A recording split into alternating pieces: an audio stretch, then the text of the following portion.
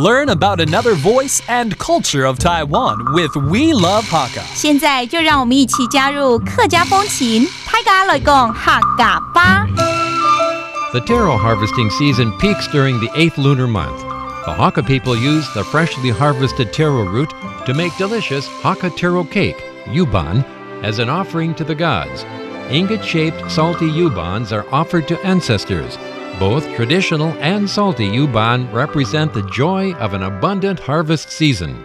Hey everyone, it's time to talk about Hakka right here on FM 100 Icrt.Hello, 大家好，我係阿邊個 Leo。Hello, 大家好，我係 Joseph Lin Lim Zap Su. Please say my name in Hakka more often because I like it.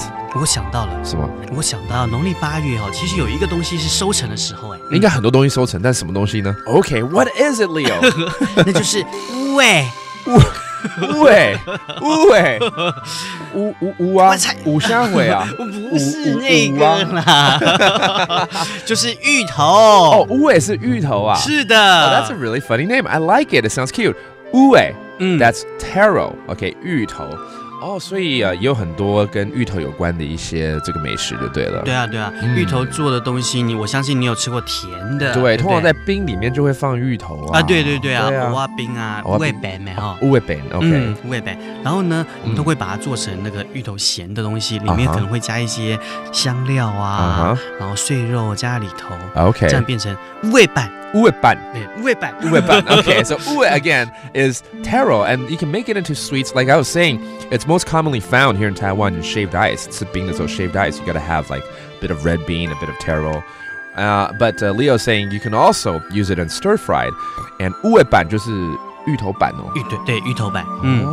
So there you go. There's a lot of usage for it. So you can eat it, you can have it sweet, you can have it salty, and right now is the right time to have taro. 现在刚好是这个丰收的时候了。对，是啊，所以特别好吃了。不过芋头也不能吃太多，因为芋头它里面有一些植物碱，所以呢会过敏。I see， 会痒哦。对，吃会很痒，就冻痒啊。Don't eat too much taro because Leo pointed out if you have excessive amounts, it's going to make you itch a little bit or even have a rash. So just eat in moderation, all right?